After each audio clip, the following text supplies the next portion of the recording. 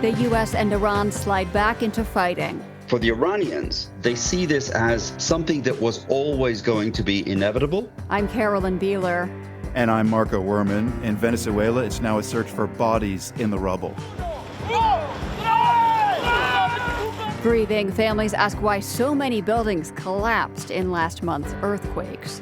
Plus, Typhoon Bavi wreaks havoc across Asia in what could be a very long storm season. There could be typhoons in the West Pacific all the way up through December. Meanwhile, in southern Europe, fire is being fueled by unrelenting heat. And these are obviously shocking changes in temperature.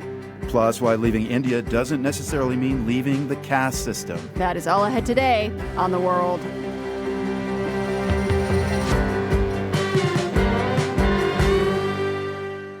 This is The World. I'm Carolyn Beeler.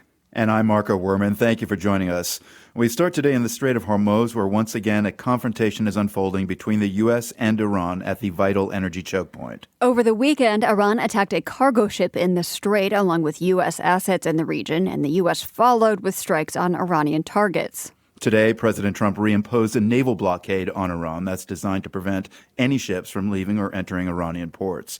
Meanwhile, Iran's military is vowing not to allow the U.S. to interfere in the management of the key shipping route and is threatening further strikes. To put this latest escalation into context, I spoke earlier today to Kian Tajbakhsh. He teaches international relations at New York University, and he writes the Iran Crisis Notebook Substack.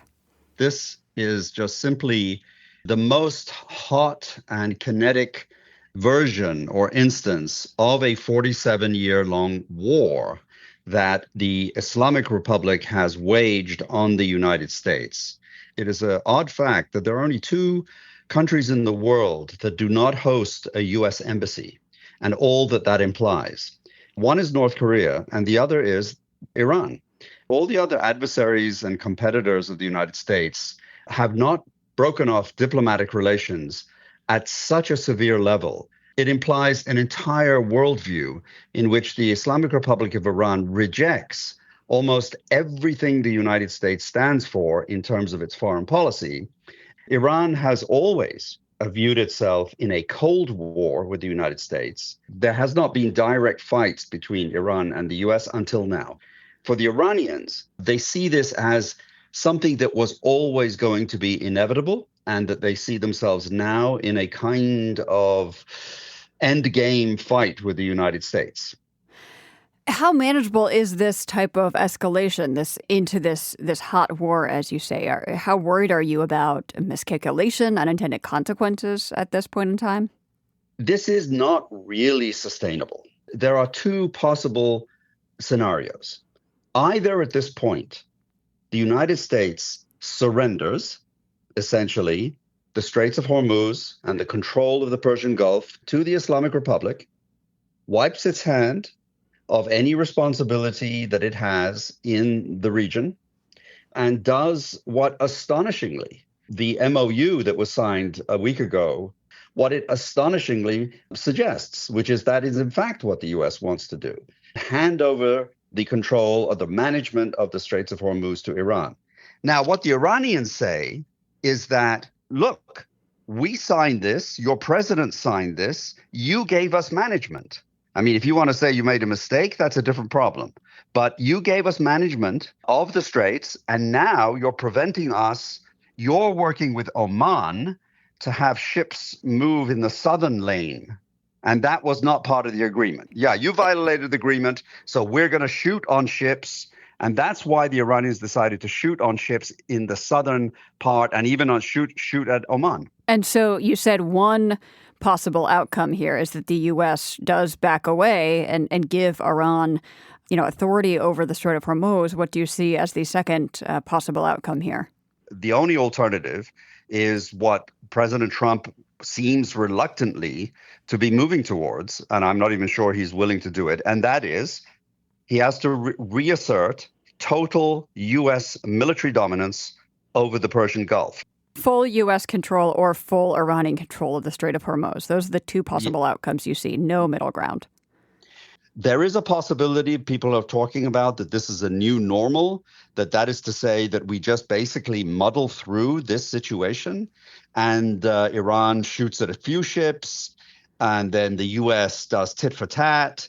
I can't see that as being at all sustainable over the long term. The Persian Gulf will probably just die as an economic hub. I'd like to ask you to shed some light, if you can, on what Iranian leaders may be weighing and discussing right now when it comes to strategy. And I ask because I know that you know Iran's political system from the inside. You have been arrested by Iranian authorities and were held there. You were arrested in 2007 and 2009. What might they be weighing and thinking about right now when it comes to strategy? The regime says in one voice, we are in an implacable war with an infidel power. And I don't say that to be sensational. That's exactly the word he uses in his letter, kafir, an impure infidel. This is the language of Osama bin Laden in his letters. This is the language of ISIS. And so his view is we are in an uncompromising war. We will not accept or compromise any of our principles. But of course, along the way, we can maybe come to some kind of accommodation if it looks like it helps us towards our overall long-term goal of hegemony in the region. And what about outside of the regime? What's your sense of how this crisis is playing inside Iran? Obviously, a very large country with a lot of distinct viewpoints. But do you have the sense if the regime is rallying public support in this latest round of escalations? Does it matter if it has public support? I would estimate that 10 to 15% of the population supports the regime. Half of those are true believers. Half of them are beneficiaries. Their livelihoods depend on the regime. Sure. So that's 10, 15% of 90 million people is not a small number. I mean, that could be 10 million. And what I see, which is very disheartening for the anti-regime movement, is that I think what has been seen as the incompetence, the shambolic nature of American policy, the really chaotic statements by President Trump, repeating in front of the world that we are dealing with wonderful new people who is a new regime. Now, the point is everybody in the world knows that that's not true. And so the Iranians who are listening to this are thinking, why is he saying that? I mean, either he has no idea what he's talking about, or he's mocking us, or he's being given terribly bad advice, or he's just lost. He's just panicking. And the result of all this kind of thing is demoralization. They have been demoralized. They are now resigned. I know them. I speak to them every day on the week, So the bitter joke coming out of Iran is that the Iranians say, we heard President Trump when he said help is on its way. We just didn't know he was talking to the Iranian regime. Kian Tajbakhsh teaches international relations at New York University and writes the Iran Crisis Notebook on Substack.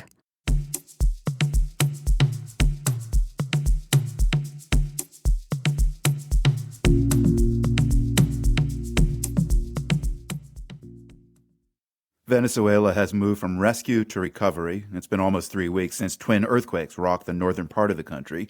Thousands of people remain missing, but the prospect of finding anyone alive under the rubble is no longer considered realistic. The official death toll stands at more than 4,400 people, with nearly 18,000 left homeless. That number has some families asking why so many buildings fell in the quakes, including homes built by the longtime socialist government. The world's Razieh reports from La Guaira, Venezuela.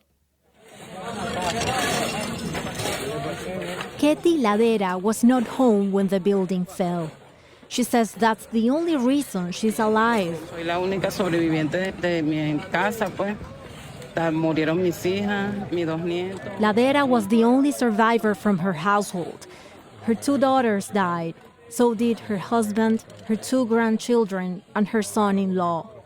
When I met her, she was standing outside the rubble, waiting for rescuers to recover their bodies.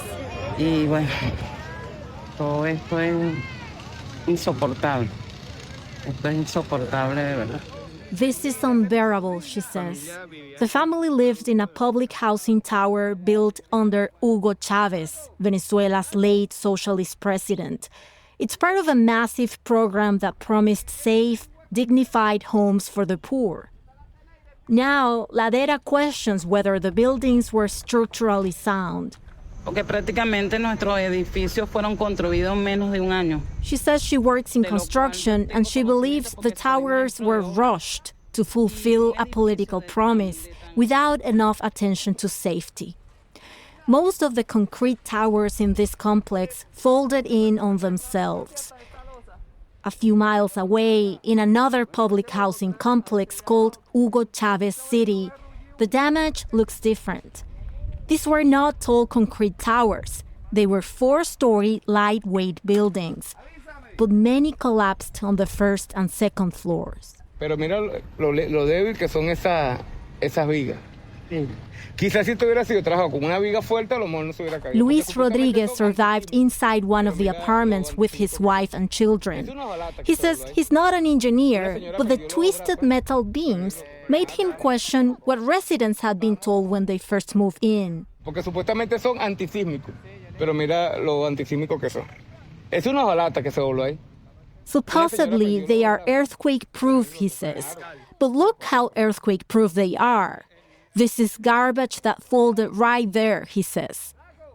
Engineers I spoke with say residents are right to ask questions, but they say it's too early to know why each building fell. Michael Schmitz is a geologist who worked for decades at FUNVISIS, that's Venezuela's Seismological Research Foundation. Each building has its proper life, so we have to investigate the reason for each building that collapsed or that not collapsed. Schmidt says the damage likely came from several things at once: extremely strong shaking, soft soils that amplify the waves, and vulnerable buildings. He says getting the right answers will be hard because many of Venezuela's technical institutions, including FUNVISIS, have been weakened by years of crisis. Many people left Venezuela and many people left FUNVISIS, which has a salary that doesn't even cover the bus tickets to go to the work. Schmidt says he had been asking for money for about 8 years to do more detailed seismic studies in La Guaira, but he never got it. I reached out to Suma, that's the Turkish company that was hired by the government to build public housing in the area, but I didn't hear back. Structural engineer Maria Elena Lafuente also visited some of the damaged areas. She says the earthquake was extraordinary, but disasters, she says, are not only natural. Es decir, el riesgo se construye, lo construyen las instituciones. Risk is shaped by decisions made over years, where people build, how they build, whether rules are enforced, and whether buildings are maintained. La Fuente says Venezuela has seismic codes and risk plans, but those plans might not be followed, updated, or funded. At a recent press conference, acting President Delcy Rodriguez pushed back on criticism on government-built housing. Sobre el tema de las viviendas, el 80% de los edificios que colapsaron son de desarrollos privados. She says most of the buildings that collapsed were built by private developers, not the state. But La Fuente says the government is still responsible for enforcing safety rules, no matter who builds. Rodriguez has promised temporary housing for displaced residents. But in the public housing complexes I visited, many people don't trust the state's inspections or its promises to rebuild. For The World, I'm Tibisay Sea, La Guaira, Venezuela. Coming up on the show, Southern Europe adapts to a future of unrelenting wildfires. You're listening to The World.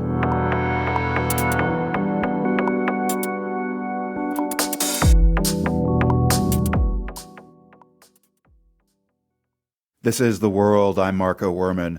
A huge wildfire is now raging just south of Paris. Firefighters are deploying water planes normally used in the much drier south of France. In Spain, families are returning to burned-out homes after a deadly blaze last week. Fires are still burning across the Iberian Peninsula, in Portugal, too. This intense fire season in Europe coincides with record-breaking temperatures. The World's Jerry Haddon reports from San Martín de Bos in Spain's northeast. There's a saying here among firefighters. It begins, "The biggest fires cannot be drowned."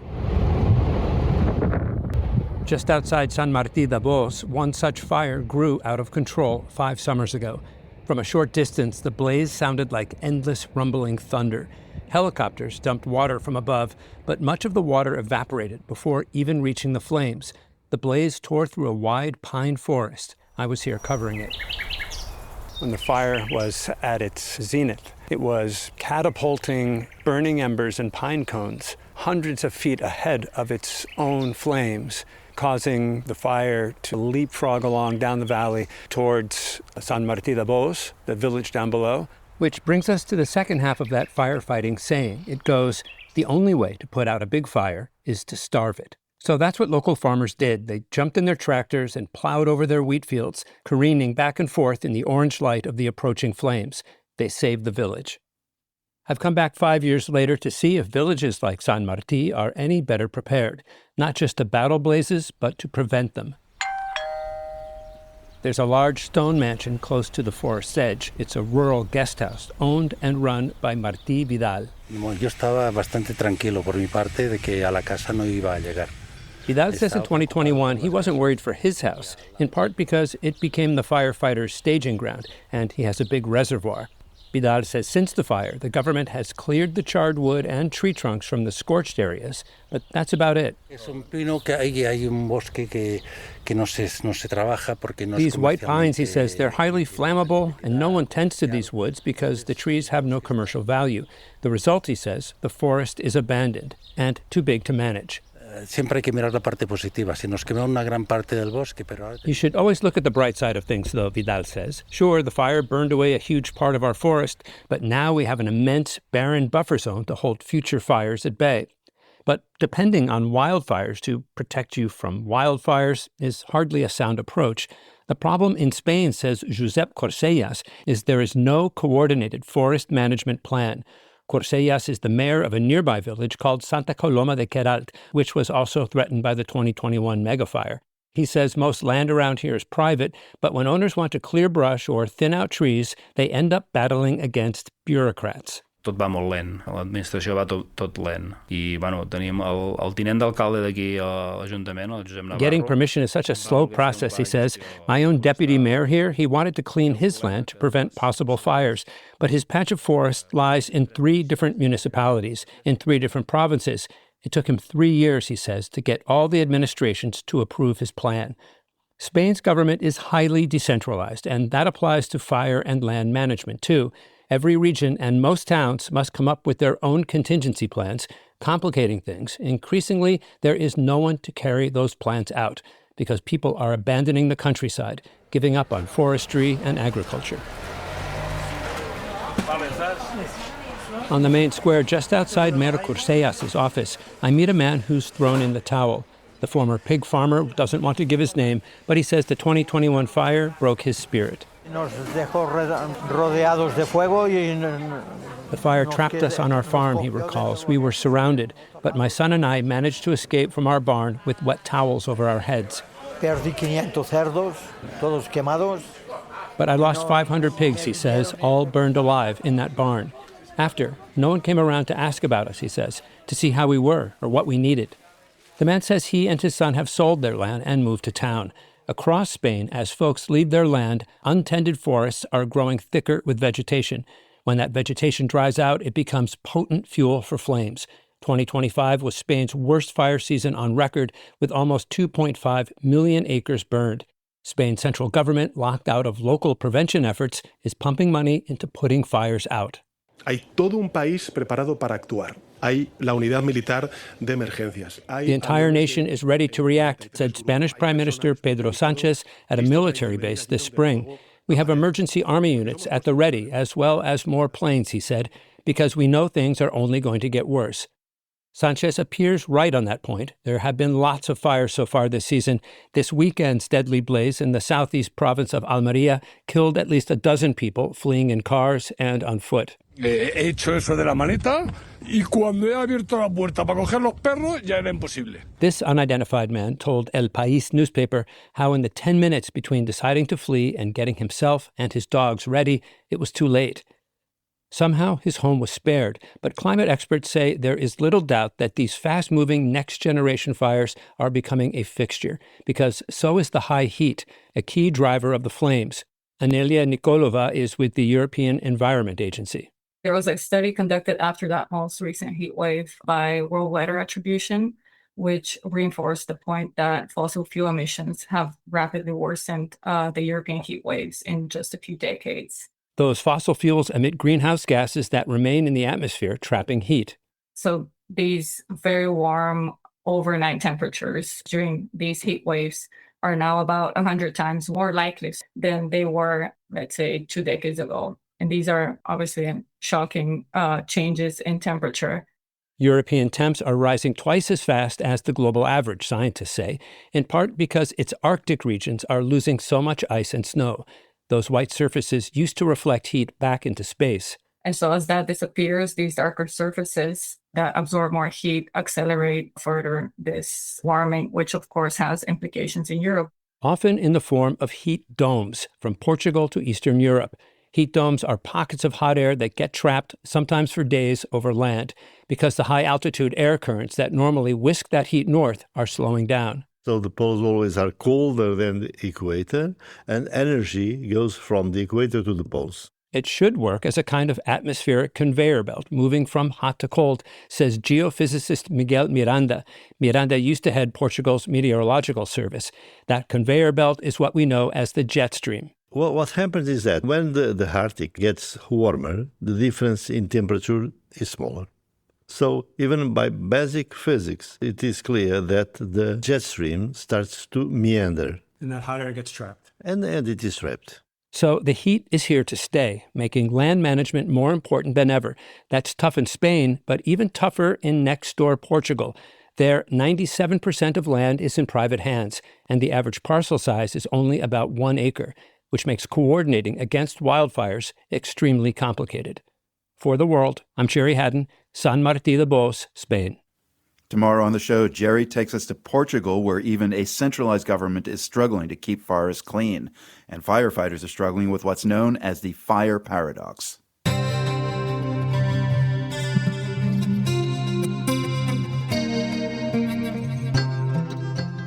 We'll be right back. You're with The World.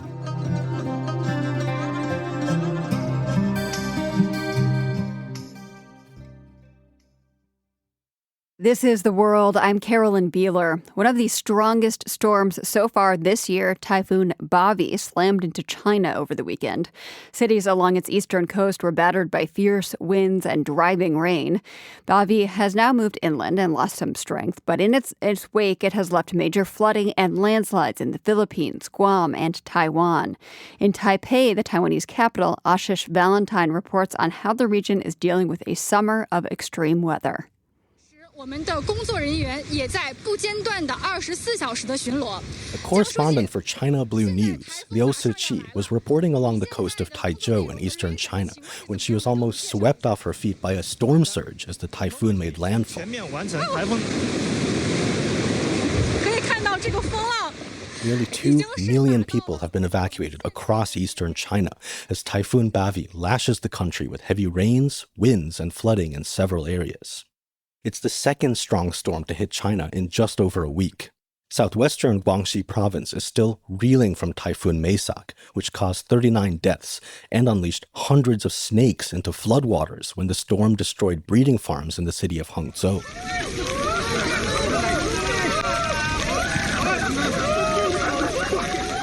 Videos posted to the social media network Weibo showed men wading through the floodwaters, sometimes catching the snakes with their bare hands. Local and central governments in China and Taiwan are used to dealing with typhoons. They prepare ahead of time and evacuate people from disaster-prone areas. In Taiwan, local government buildings like schools or community gyms often double as typhoon shelters. In China, CCTV is reporting that authorities opened 19,000 emergency shelters across Zhejiang province. So far, China hasn't reported any deaths due to the typhoon, although 17 people lost their lives in the Philippines due to flooding and landslides. But Taiwan's capital city, Taipei, was largely spared the worst of the storm.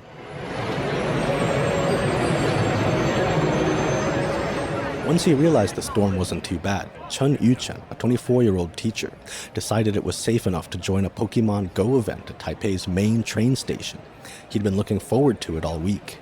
I'm playing the raid, and then it's where a group of people just try to fight the boss, and then after you finish him, you can catch him. He was there, alongside about 300 other people, fighting a rare high-powered version of the Pokemon Mewtwo. He wasn't too happy about his teammates' performance, though. If everyone did what they're supposed to do, it wouldn't take a long time. But if people are not using their Pokemon as wisely, then it might take several minutes. Chen was worried at first about coming out during the typhoon, given the government's warnings.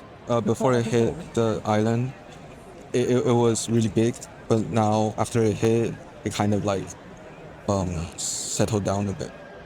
Feng Xiangbo, a research scientist specializing in tropical cyclones at Imperial College London, says the reason people felt safe enough to play Pokemon Go is that Taiwan got very lucky. So if Typhoon Bowie had moved a bit to the south, it could lead to catastrophic damage from heavy rainfall and strong wind. Feng says the storm, which was roughly the size of France and at one point was at Category 5 strength, has had a much worse impact in China.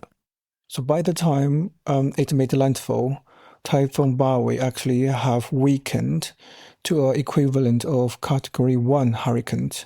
However, one of Bowie's most notable features, I think, is its exceptionally large size, which is nearly twice that of a typical hurricane. Warmer ocean temperatures as a result of climate change can make storms more intense, he says, and warmer air also holds more water, making severe rainfall more likely. Chad Merrill, a senior meteorologist with AccuWeather, says Bavi likely won't be the last strong storm this year. There could be typhoons in the West Pacific all the way up through December, so we could have a ways to go before the West Pacific typhoon season quiets down. As the climate heats up and storms get more dangerous, governments across the region are racing to adapt to the new reality. For The World, I'm Ashish Valentine, Taipei.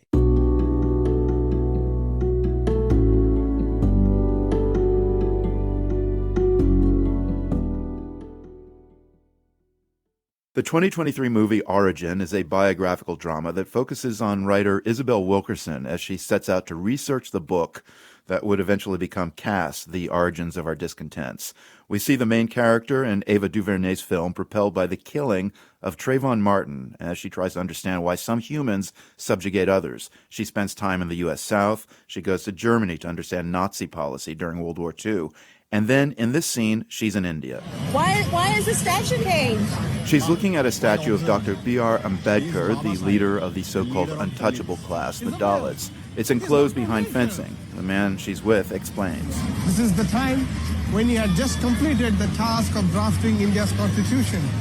You will find the statues all across the country. The man speaking there, Suraj Yengde, was acting, but in real life, he also happens to be one of the leading authorities in the world on caste. He joined me not long ago to talk about caste as a global phenomenon.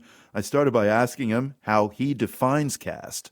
Caste has evolved in the way we've understood it as a system of organizing a society. Today, it continues, but in a very secular, globalized capitalist context, it's essentially a hierarchy that you inherit and you live through it. It operates in prominent democracies as well as utilizes the gender dynamics to maintain a civicness of a society, thereby producing, elements of outcast communities across the world. Yeah, and the so-called untouchables are the Dalits, the lowest strata in the Indian caste system. Can you explain this concept of untouchability and how it's been viewed over time and ultimately, I think, rejected?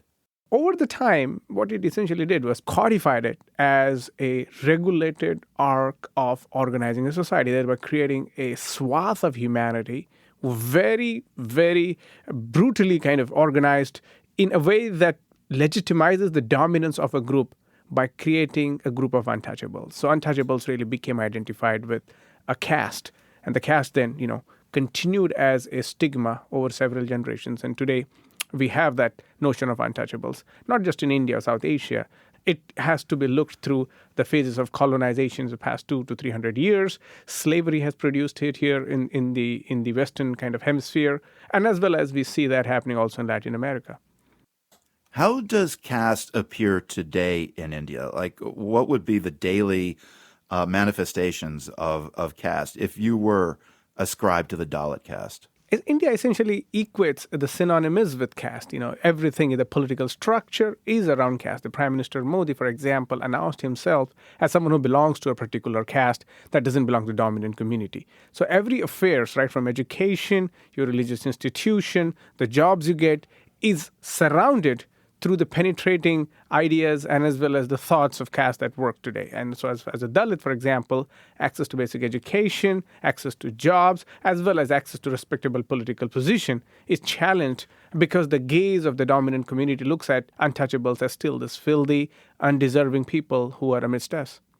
So, Raj, you consider yourself Dalit, correct? That's right. What does that mean to you when you're in India and when you're not in India? It's kind of, Marco, when I go to India, I mean, that viscerality of that experience, really comes to the face, even though I want to push back and challenge but it's no guarantee that the other person is looking at me the same way. He may not look at me as someone who is a Ivy League professor, an author, an actor, whatnot. He or she is still casting down the gaze of patronage. It's painful because they are not necessarily looking at the humanity here, but they are more looking at the insecurity that I bring to the position that they hold, which is to say that the untouchables are undeserving. These are people who are from the quota communities. They came here because there was a reservation. They got less marks. This whole idea of meritocracy, looks down.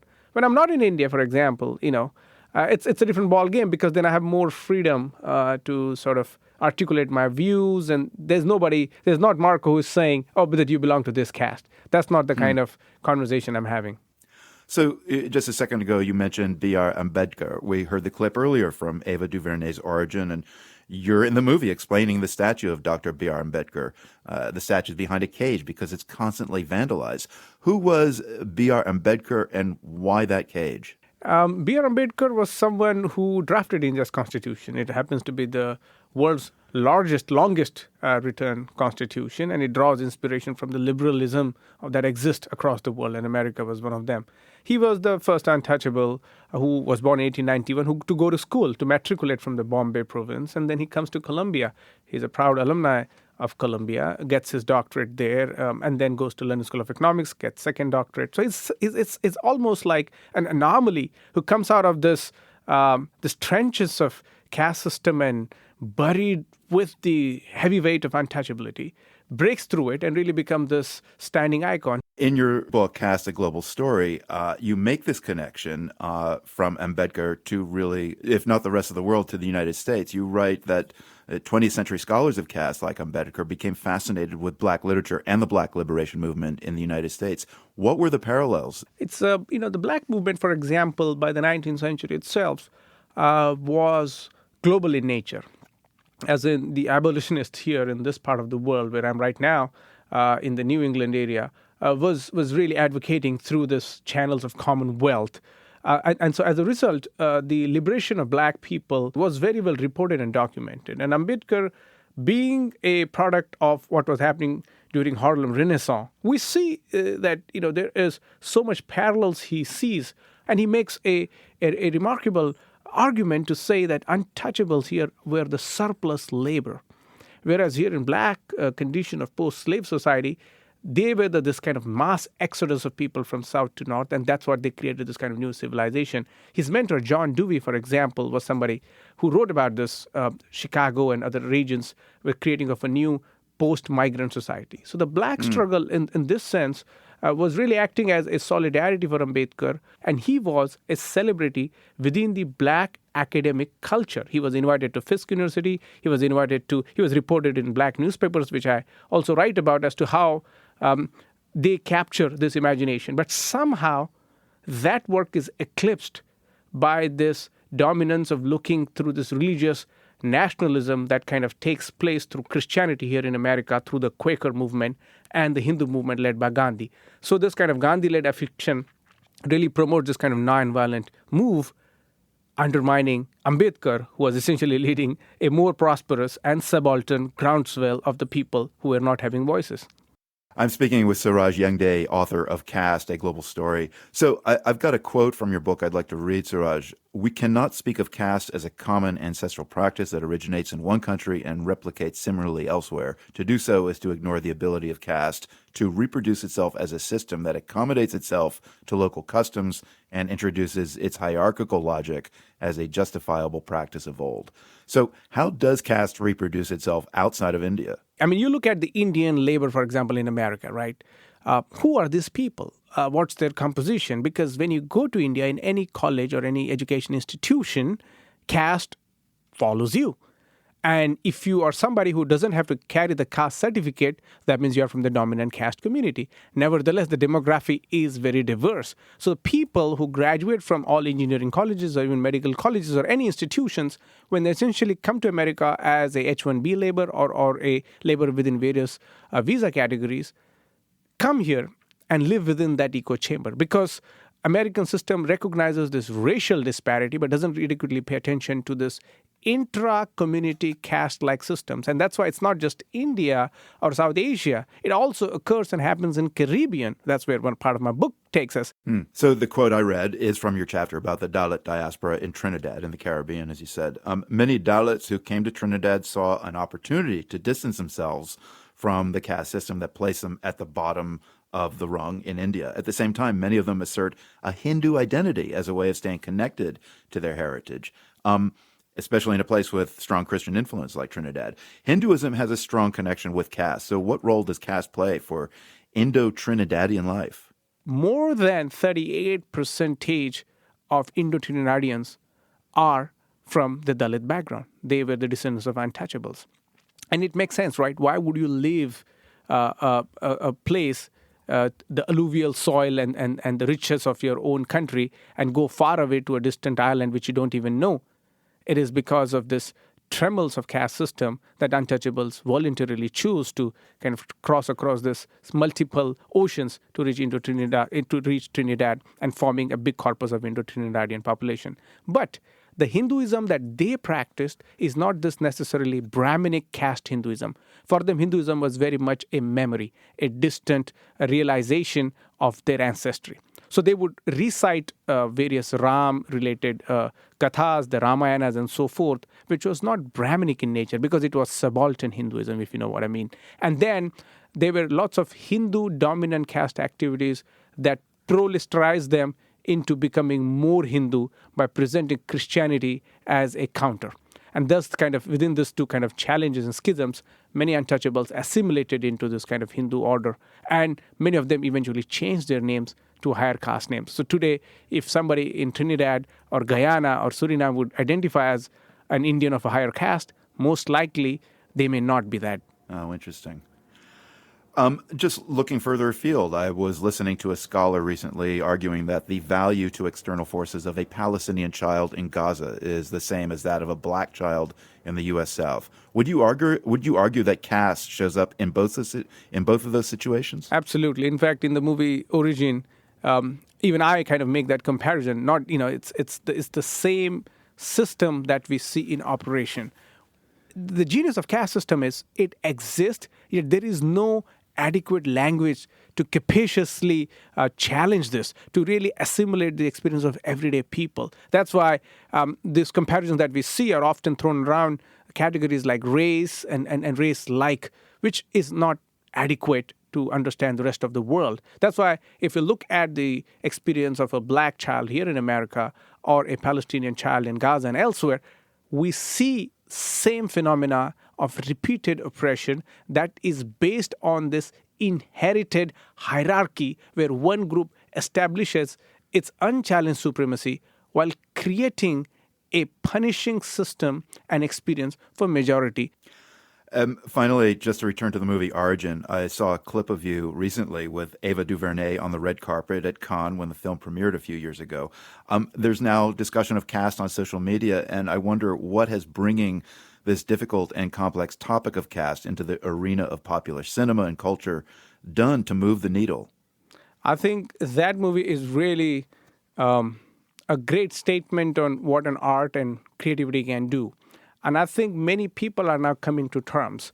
It tells us that the American conscience is ready to understand, and there are solidarities, especially among Dalits, the Black, the Native Americans. And if they are not as prominent, we ought to make them now. And let the 21st century, like Du Bois said, 20th century was going to be a century where the world will wrestle with color problem. My hope is the 21st century will wrestle with the caste problem that exists around the world. Suraj Yangde is an assistant professor of history at the University of Pennsylvania and the author of Caste, A Global Story. Fascinating conversation, Suraj. Thank you for speaking with us. An honor. Thank you, Mark. And that is our show for today. The World is produced by GBH and PRX, broadcasting weekdays from the Nan and Bill Harris studio in Boston. I'm Carolyn Beeler. And I'm Marco Werman. We'll see you right back here tomorrow. The World is supported by the Andrew Carnegie Foundation, working to reduce political polarization through philanthropic support for education, democracy, and peace. More information at carnegie.org. By the Lumina Foundation, committed to a fair, universal system for learning beyond high school that offers every American the chance for a better life. LuminaFoundation.org. By the PRX Ambassador Council, whose members include Serena Altschul, John and Kimberly Morch, Christopher Sequeira, Jennifer Carroll, Belinda Kiley, Lawrence Hall, and Dan Tauber. The World's theme music is composed by Ned Porter. The World is a co-production of GBH Boston and PRX.